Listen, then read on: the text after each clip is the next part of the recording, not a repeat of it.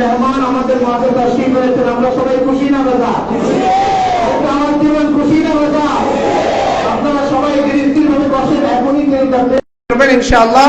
আপনারা কেউ ধৈর্য হারাবেন না। আল্লাহ পাক রব্বুল আলামিন তার হায়াতের মধ্যে বরকত দান করুন। বলুন আল্লাহুম্মা আমিন। আর একটু আওয়াজ দিয়ে বলুন আল্লাহুম্মা আমিন।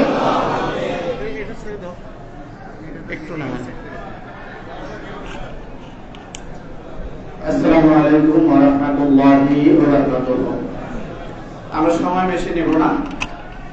আমরা প্রথমে বলছি আজকে যিনি মেহমানে আলা হুজুর সরকারে দো আলম নূরে মুজাসসাম শাফিউল জমিন হায়াতুন নবী রাহমাতুল লিল আলামিনের 41তম বংশধর আপনাদের সামনে বসা। আর তিনি হুজুর গৌসুল আব্দুল কাদের জিলানীর 27তম আওলাদ। আজকে এই দরবারে যিনি পীর সাহেব ফকির মুসলিউদ্দিন সাহেব, বাংলাদেশের একজন স্বনামধন্য দরবার এটা, এবং এই মসজিদের যিনি খতিব আমার অত্যন্ত স্নেহের, উনিও সৈয়দ জাদা নাসির বিল্লাহ রব্বানী, মুফতি মাওলানা নাসির বিল্লাহ রব্বানী। এখানে অনেক উলামায়ে গ্রাম। শুধু একটা কথা বলি, বেশি সময় না, হুজুর যেহেতু 1 মিনিটের মধ্যে আমি শেষ করি আশা করি। হুজুরের সংক্ষিপ্ত পরিচিতি বলেন, তিনি একদিকে ইমাম হাসান মুস্তাফা রাদিয়াল্লাহু তাআলা আনহুর আওলাদ, আরেকদিকে ইমাম হুসাইনের আওলাদ। তিনি বাবার দিক থেকে হাসান, মায়ের দিক থেকে হুসাইন, এবং যত ইমামগণ রয়েছেন তাদের সাথে রক্তের একটা কানেকশন রয়েছে। ইমাম হাসানুল মুসান্না থেকে জাইনাল আবদিন থেকে ইমাম পাকের থেকে সমস্ত ইমামদের সাথে যার কানেকশন, সরকারি হুজুর গৌসে পাক আব্দুল কাদের জিলানীর ব্লাড যার দেহের মধ্যে প্রবাহিত, তিনি হুজুর কায়েদে মিল্লাত আল্লামা সৈয়দ সাহেবে সাজ্জাদা মখদুম আশরাফের, যিনি সাহেবে সাজ্জাদা এবং সাজ্জাদা রাশিদ গতিশীল, তিনি আজকে আপনাদের সামনে বসা আছেন। আমরা ইমাম হাসানকে দেখি নাই, ইমাম হোসেনকে দেখি নাই, তাদের আওলাদদের কাছে দেখতে পাচ্ছি। নবীজি অসংখ্য হাদিসে যাদের সম্পর্কে বলে গেছেন, আল্লাহর কোরআনও বলেছেন কুল্লা সালুকুম আলাইহি আজরান ইল্লাল মাওয়াদ্দাতা ফিল কুরবা। এখানে ব্যাখ্যার কথা দরকার নাই। মাওয়াদ্দাত হলো পানির থেকে মাছ উঠলে যেরকম লাফায়, পানিতে আবার করার জন্য এই মাওয়াদ্দাত হলো এমন মহব্বত, জীবনের চেয়ে বেশি মহব্বত করার নাম হলো মাওয়াদ্দাত। আর মাওয়াদ্দাত হলো এটা আল্লাহ ম্যান্ডেটরি অর্ডার করে দিয়েছেন কোরআনুল হাকিমের মধ্যে, যে আওলাদ রাসূলদের মহব্বত, আমার মহব্বত, আওলাদ রাসূলদের মহব্বত, আওলাদ রাসূলদেরকে যারা মহব্বত করবে তাদের তামাম হাসরের ময়দানে আমি আমার রুমালকে নিচে টানিয়ে দেব। ওই রুমালের নিচে যারা তাদেরকে মহব্বত করবে আমি নবী তাদেরকে জায়গা করে দেব। আর ভাইবোনা, তিনি আপনারা বাংলাদেশে জানেন আঞ্জুমানে আশরাফিয়া চ্যারিটেবল ট্রাস্ট হয়েছে। এই ট্রাস্টের মেইন উদ্দেশ্য হলো সারা দুনিয়ার সুন্নিদেরকে এক ব্যানারে নিয়ে আসার জন্য। আমার হুজুর সাহেব আজম বলতেন, টঙ্গী বাতিল আকীদার বক্তৃতা তারা যদি অনুমতি নিয়ে বাংলাদেশ সরকার থেকে ওখানে সম্মেলন করতে পারে, ইজতেমা করতে পারে, সুন্নিরা পাবে না কেন? আমাদের জাতীয় দাবি হুজুর কায়েদে মিল্লাত ওটাই করতেন যে বাংলাদেশে সকল সুন্নিরা এক ব্যানার দিয়ে ওই টঙ্গীর ময়দান আমরা অনুমতি এনে রাষ্ট্র থেকে আমরা সেখানে সুন্নি সম্মেলন করব। সুতরাং আর বক্তব্য নয়, তিনি যাকে চেয়ারত করা আপনাদের জন্য মহব্বতের সাথে আরেকটা কথা বলি, যখন বের হয়ে যাবে কেউ শরীরে হাত দিয়ে নেয়। হুজুর অনেক সময় হাইকোর্ট বাজারে গিয়েছে, আমরা দেখেছি অনেক আঙ্গুলের নখের আঘাতে হুজুর জর্জরিত হয়ে গেছে। বক্তব্য নিয়ে আসছেন আজকে খুতবার আলোচনা হুজুর আল্লামা শায়েখ আলী রাসূল আল্লাহর বংশধর হুজুর কায়েদে মিল্লাত সাহেবে সাজ্জাদা এবং পীর সাহেব ইউপি দরবার আসাসে দরবার শরীফ ভারত। আসসালামু আলাইকুম।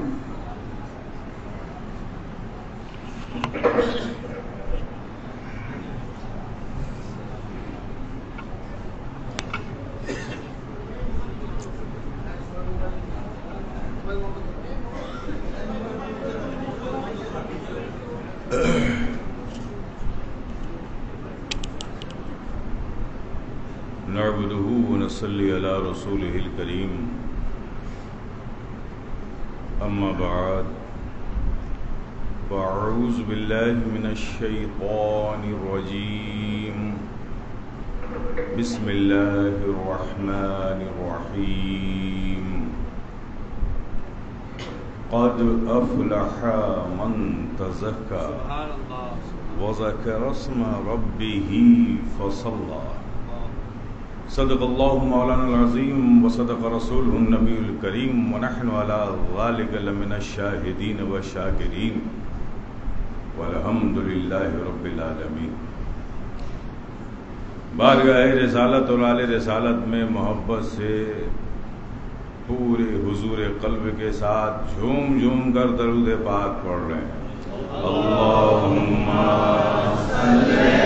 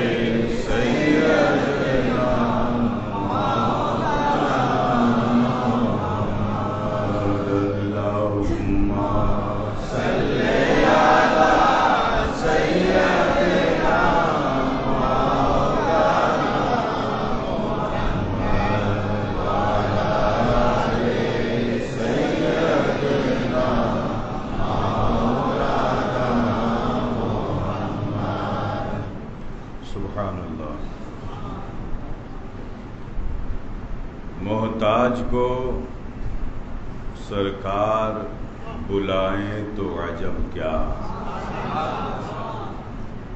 محتاج کو سرکار بلائیں تو عجب کیا، سوئی ہوئی تقدیر جگائیں تو عجب کیا، سوئی ہوئی تقدیر جگائیں تو عجب کیا، کچھ حسن عمل پاس نہیں پھر بھی یقین ہے، کچھ حسن عمل پاس نہیں پھر بھی یقین ہے، بخشش کا وہ مژدہ جو سنائے تو عجب کیا، بخشش کا وہ مژدہ جو سنائے تو عجب کیا، اور جب گرمی محشر سے کوئی بچ نہ سکے گا، جب گرمی محشر سے کوئی بچ نہ سکے گا، دامن میں اگر اپنے چھپائیں تو عجب کیا، دامن میں اگر اپنے چھپائیں تو عجب کیا۔ اور یہ شعر ہر اہل محبت کی آواز ہے، اس کے دل کی آواز ہے، کیا ہے؟ مشتاق نگاہوں کی،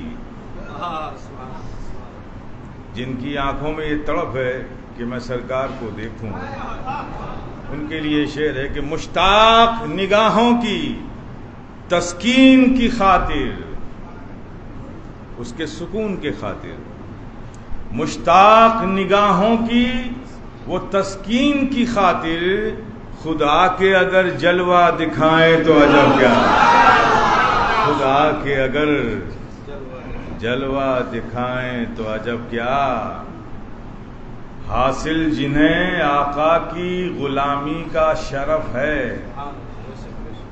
حاصل جنہیں آقا کی غلامی کا شرف ہے، ٹھوکر سے وہ مردوں کو جلائیں تو عجب کیا، ٹھوکر سے وہ مردوں کو جلائیں تو عجب کیا، پلتا ہے زمانہ شہ والا کے کرم سے، پلتا ہے زمانہ شہ والا کے کرم سے، اظہار کو بھی گر وہ نبھائیں تو عجب کیا، اظہار کو بھی گر وہ نبھائیں تو عجب کیا۔ حضرات، آج کا دن سارے دنوں میں سید الایام ہے، یعنی سارے دنوں کا یہ سردار ہے، اور اس دن میں ہم اللہ کی عبادت کرنے کے لیے اللہ کے گھر میں حاضر آ گئے ہیں۔ اللہ پاک ہم سب کے عبادتوں کو، سجدوں کو قبول فرمائے۔ اور دنیا و آخرت میں ہمیں اس کا اجر عظیم عطا فرمائے۔ جس دنیا میں، جس سنسار میں ہم جی رہے ہیں، جس سوسائٹی میں، جس کلچر میں، جس ماحول میں ہماری زندگی گزر رہی ہے، میرے پیارے، اس ماحول کا جو کلچر ہے، جو اس کی سوچ ہے، وہ کیا ہے؟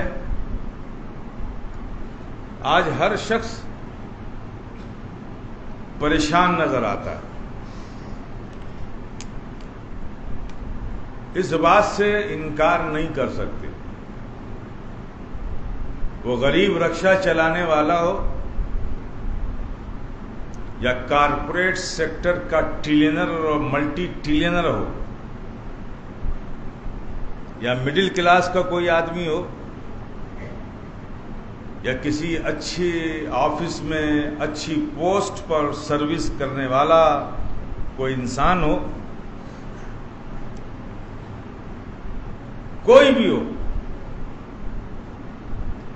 پریشان ہر شخص ہے، اور ہر شخص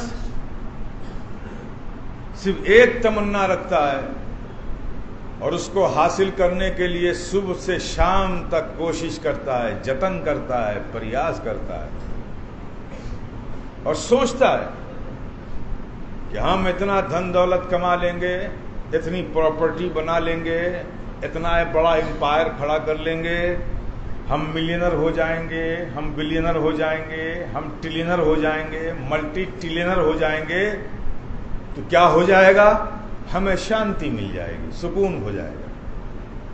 ہر شخص کا کنسپٹ یہ ہے اس بھاگ دوڑ کا کہ جتنا زیادہ ہمارے پاس دولت ہوگی، جتنا زیادہ ہمارے پاس دھن ہوگا، پراپرٹی ہوگی، اتنا ہی ہماری لائف، ہمارا جیون شانتی مے ہوگا، پرسکون ہوگا۔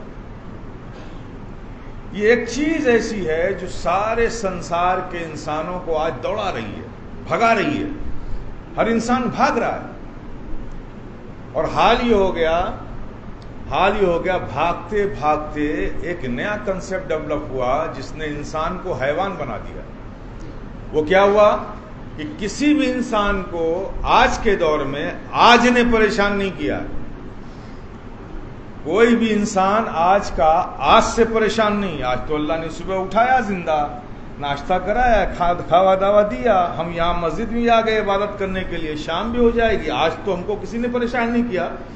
لیکن آپ دیکھیں، آج سے کوئی انسان پریشان نہیں ہے، ساری دنیا کا انسان کل سے پریشان ہے کہ کل کیا ہوگا۔ اس بھے نے انسان کو انسان سے حیوان بنا دیا۔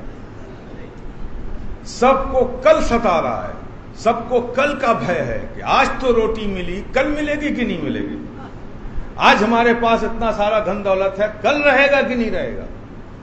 اس کل کے بھے نے انسان کو انسان سے حیوان بنا دیا۔ اب سکون کی بات تو بہت دور کی رہ گئی، شانتی تو کسی کونے میں پڑا ہے۔ اب تو اس بھے سے انسان پریشان ہے کہ کل کیا ہوگا۔ تو میرے پیارے، انسان، اللہ نے کسی بھی منش جاتی کے عقل کو یہ طاقت ہی نہیں دی ہے کہ وہ کل کو دیکھ سکے۔ کل میں کوئی جھانک لے، کل میں کوئی دیکھ لے، یہ انسان کی عقل کو اللہ نے قوت ہی نہیں دی۔ تو جو چیز اللہ نے دی ہی نہیں ہے تو اس کو پاؤ گے کیا؟ یہ عقل سے کل کو نہیں دیکھ سکتے، کل عقل کو نظر نہیں آتا، لیکن ہاں اللہ نے کچھ ایسے مرد مومن رکھے ہیں زمین پر، وہ جب کل کو دیکھنا چاہتے ہیں تو عقل سے نہیں دیکھتے، اپنے من کی آنکھوں سے دیکھ لیتے ہیں۔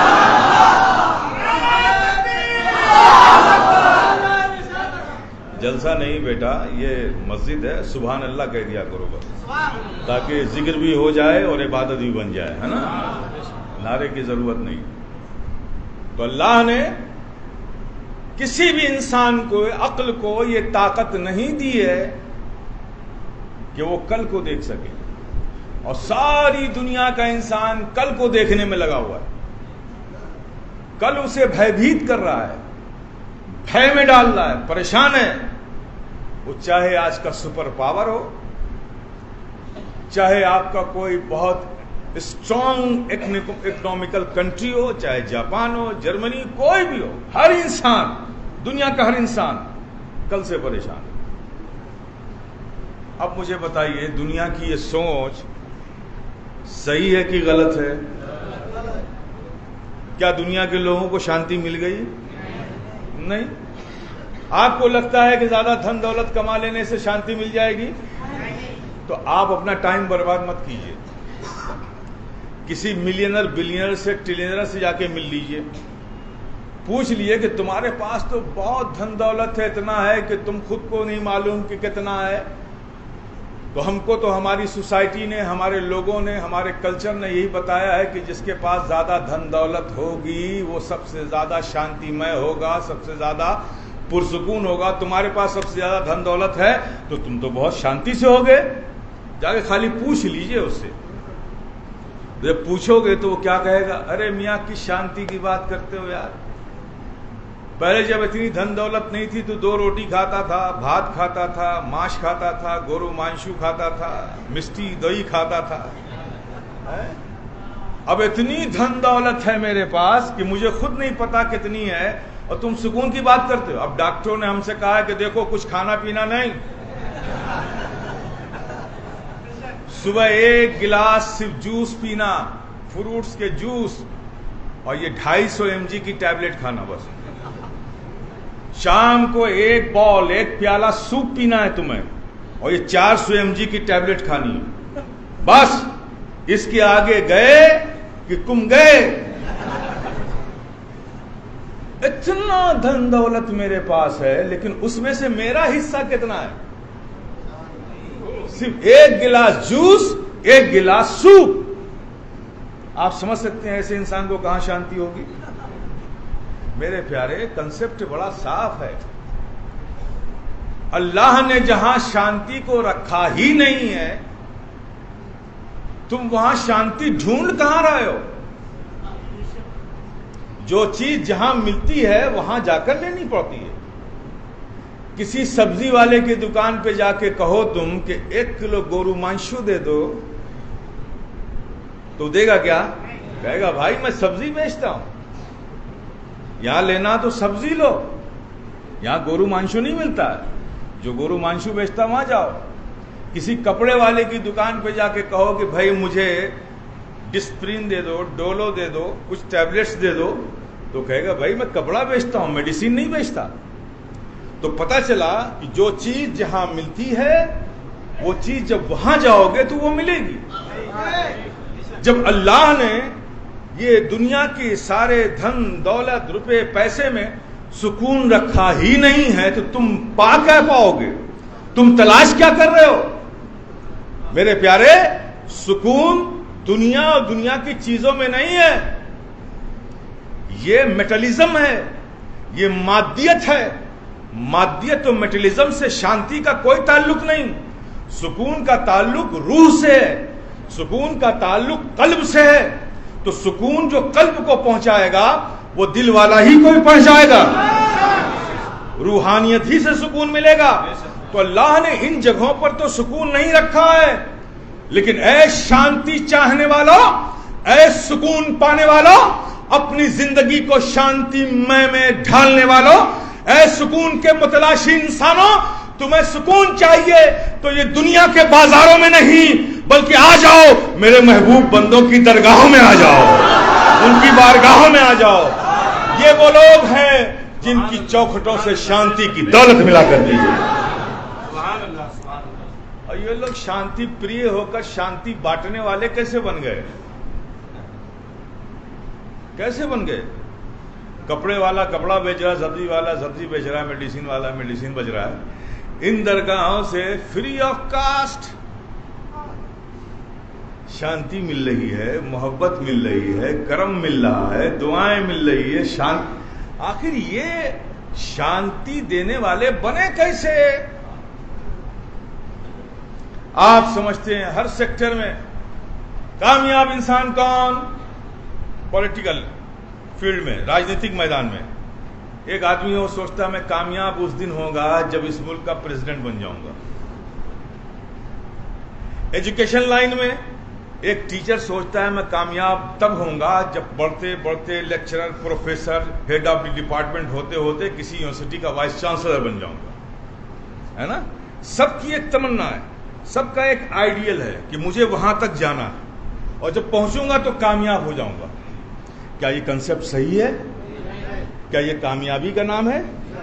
میرے پیارے نہیں، اس creator whole of the world نے، اس سنسار کے رچیتا نے، اس رب السماوات والارض نے، اس خالق کائنات نے، ہمارے مالک نے جو کامیابی کا راز بتایا ہے دنیا حاصل کرنے میں نہیں بلکہ اس نے قرآن میں بڑے صاف لفظوں میں کہا قد افلح من تزکا، کامیاب وہ ہوا جس نے اپنے آپ کو پاک کر لیا، جس نے اپنے دل کو صاف کر لیا، جس نے اپنے آپ کو پاک کر لیا۔ کس سے؟ اپنے اللہ کے نام کے ذکر سے، اللہ کے نام کے ذکر سے اور نماز سے۔ جس نے اپنے دل کو، اپنے آپ کو ستھرا کر لیا، رب فرماتا ہے کامیاب وہ ہوا۔ اور کامیاب کیسے ہوئے؟ جن لوگوں نے ایسا کیا وہ کیسے کامیاب ہوئے؟ اللہ اکبر، ایسے کامیاب ہوئے کہ ان کی بارگاہ میں جو چلا جاتا ہے اور جس کا آنا وہ قبول کر لیتے ہیں وہ بھی کامیاب ہو جاتا ہے۔ ایسے کامیاب ہوئے۔ ذرا کامیابی تو دیکھو، یہ اللہ کے محبوبین جو اولیاء کرام ہیں، ذرا دیکھو ان کی کامیابی دیکھو۔ ہر انسان کی روح کو ملک الموت قبض کرتے ہیں، ٹھیک ہے نا؟ اور ان کے پاس دل نہیں ہے، کوئی ایموشن نہیں ہے، کوئی فیلنگ نہیں ہے ملک الموت کے پاس۔ فرشتے ہر ایموشن سے، ہر فیلنگ سے اللہ نے ان کو خالی رکھا ہے۔ ان کے پاس کوئی جذبات نہیں ہے، محبت، ایموشن، فیلنگ، یہ فرشتوں کے پاس نہیں ہوتا۔ وہ تو صرف اللہ کا جو حکم ہوا اس پر عمل کرتے ہیں، نہ آگے کچھ نہ پیچھے کچھ، جو اللہ نے حکم دیا وہ کرتے ہیں۔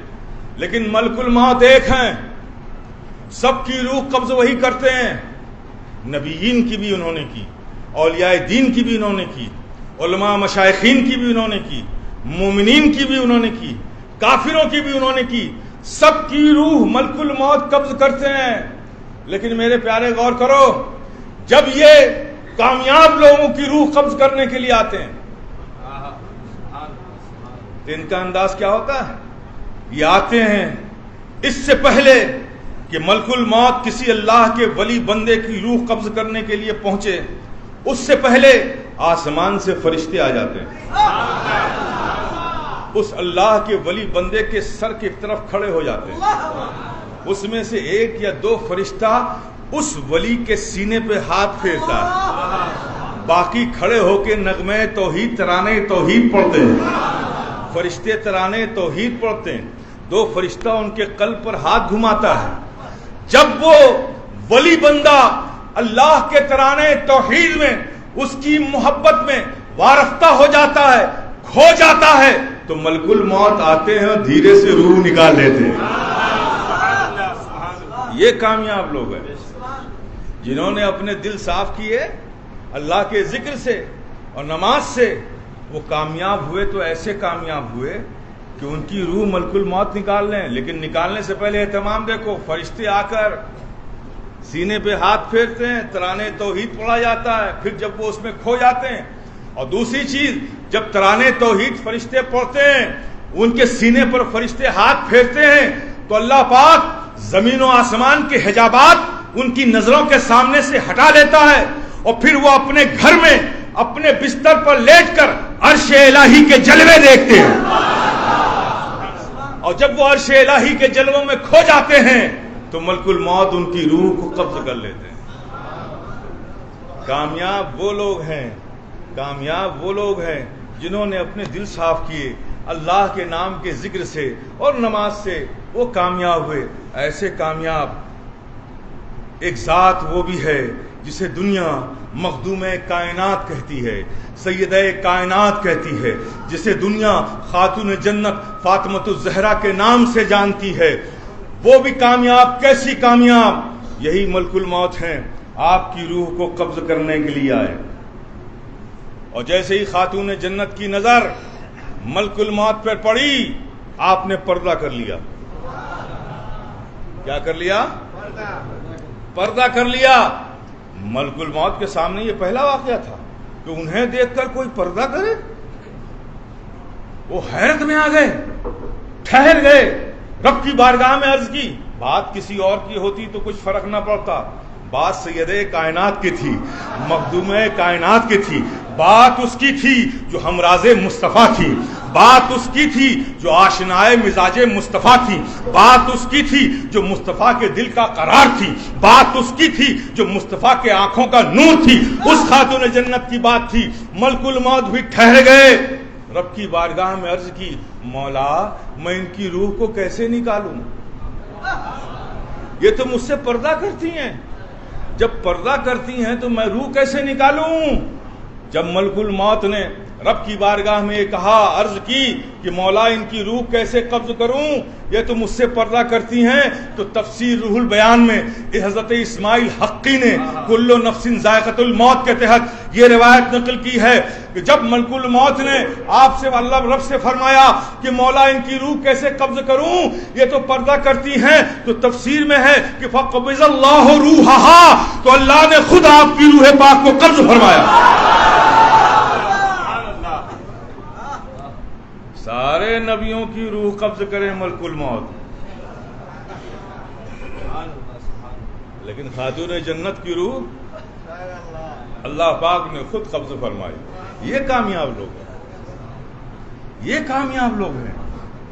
کیا کسی نیتا، کسی پروفیسر، کسی وائس چانسلر کو بھی یہ اعزاز حاصل ہے؟ اللہ فرماتا ہے کامیاب وہ نہیں جو دنیا کی دھن دولت سے کامیابی سوچتے ہوں. کامیاب وہ ہے جس نے اپنے دل صاف کیے، کامیاب وہ ہے جس نے اللہ کے ذکر سے اپنے دل کو صاف کیا اور نماز پڑھی اور نماز سے صاف کیا، وہ کامیاب. میرے پیارے، تم بھی وہی کامیابی کا راستہ چنو جو اللہ نے ہمیں اور تمہیں سب کو دیا. اپنے دل صاف کرو، اپنے دل صاف کرو، اپنے کو ستھرا کرو. صرف کپڑے کو پاک صاف کر لینے سے کوئی پاک صاف نہیں ہوتا، صرف شریر کو دھو لینے سے، شریر کو پاک کر لینے سے کوئی ستھرا نہیں ہوگا. انسان ستھرا وہی تبھی ہوتا ہے جب اس کا من صاف ہوتا ہے، اس کا دل پاک ہوتا ہے، اس کا دل ستھرا ہوتا ہے. اور دل کو ستھرا کرنے کی سب سے جو نسخہ اللہ نے ہمیں دیا ہے کہ میرے پیارے، دل صاف کرنا چاہتے ہو، اپنے دل کو پاک کرنا چاہتے ہو، دل کو منور کرنا چاہتے ہو، دل کو چمکانا چاہتے ہو، دل کو ستھرا کرنا چاہتے ہو، تو ایک ہی طریقہ ہے، میرے نام کا ذکر کرو اور نماز پڑھو. ذکر الہی کرو، وَذَكَرَ اسْمَ رَبِّهِ فَصَلَّى، تو اپنے رب کے نام کا ذکر کرو اور نماز پڑھو. تو معلوم چلا کہ اللہ کے ذکر سے اور نماز پڑھنے سے دل صاف ہوتا ہے، انسان ستھرا ہوتا ہے، انسان نیک بنتا ہے. میرے پیارے، آج سب سے زیادہ ضرورت اس کامیابی کی ہے. جس دن تم نے اپنے دل پاک کر لیے، کس سے؟ نفاق سے، کس سے؟ حسد سے، کس سے؟ بغض سے، کس سے؟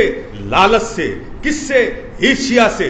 ان سب چیزوں سے اگر تم نے اپنے دل صاف کیے تو سمجھ لو کہ تم کامیابی کی طرف جا رہے ہو، کامیابی کی طرف جا رہے ہو. جو اللہ نے کوئی دوسرا راستہ رکھا ہی نہیں ہے کامیابی کا، تو تم کو ملے گی کہاں سے؟ ملے گا کہاں سے؟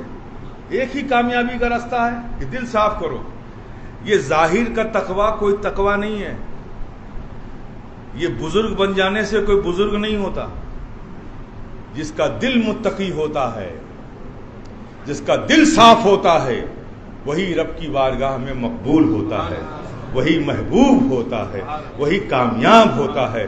تو میرے پیارے، ظاہر کو سجانے کی کوشش مت کرو، باطن کی فکر کرو.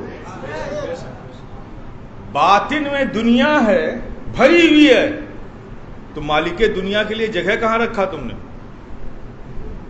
جب پورے دل پہ دنیا بھری ہوئی ہے تو وہ جو اس دنیا کا مالک ہے اس کے لیے جگہ بچی نہیں، تو اسے رکھو گے کہاں؟ میرے پیارے، یہ دنیا نہیں، مالک دنیا کو رکھو یار، مالک دنیا کو۔ ایک واقعہ بیان کر کے بات ختم کرتا ہوں، ٹائم زیادہ ہو گیا۔ حضرت امام حسین سے شہادت کربلا میں جتنے اہل بیت، محبین، مخلصین سب شہید ہو گئے۔ اب حضرت امام حسین کی شہادت کی باری ہے، تو جب وہ خیمے میں آئے سب سے ملنے کے لیے، تو ایک خادم تھا، اس نے پوچھا حضور علی اصغر قربان ہو گئے، علی اکبر قربان ہو گئے، قاسم قربان ہو گئے، عباس علمبردار قربان ہو گئے، ایک ایک اہل محبت قربان ہو گئے، لیکن آپ کے چہرے پر، ماتھے پر کوئی ہم نے غم کا اثر نہیں دیکھا، آپ کو غمگین نہیں دیکھا، اتنی ساری قربانیاں آپ نے دے دی لیکن کوئی غم نہیں، کوئی افسردگی نہیں، آخر اس کی وجہ کیا ہے؟ تو جانتے ہو میرے پیارے کیا جواب دیا امام حسین نے؟ سن لو، حسینی ہو تو سن لو، کہ میں ظالم نہیں ہوں۔ سوال کیا ہے؟ کہ آپ کے بیٹے، آپ کے بھتیجے، آپ کے بھائی، آپ کے چچا سب قربان ہو گئے، پورا خاندان شہید کر دیا گیا، اور آپ کے چہرے پر کوئی غم نہیں ہے، کوئی بھے نہیں ہے، کوئی پریشانی نہیں ہے، اس کا سبب کیا ہے؟ تو جواب سنو، کہتے ہیں میں ظالم نہیں ہوں۔ اب سوال اور جواب میں کوئی تعلق ہے، کوئی سمبند نکلتا ہے؟ بہت بڑا سمبند ہے۔ پیغام امام حسین سنو، فرماتے ہیں میں ظالم نہیں ہوں۔ کیوں کہا یہ؟ آپ سمجھتے ہو کسی کو تھپڑ مار دینا، کسی کی زمین جائیداد پہ قبضہ کر لینا، کسی کو پریشان کرنا، یہ ظلم ہے؟ نہیں جناب، ظلم کی پریبھاشا صرف یہی نہیں ہے۔ ظلم یہ بھی ہے کہ جس چیز کو جس کام کے لیے آپ نے بنایا ہے، بنی ہے، اس کو اس کی جگہ نہ رکھ کے دوسری جگہ رکھو، یہ بھی ظلم ہے۔ ٹوپی سر کے لیے بنی ہے، اسے پیر میں رکھو، ظلم ہے۔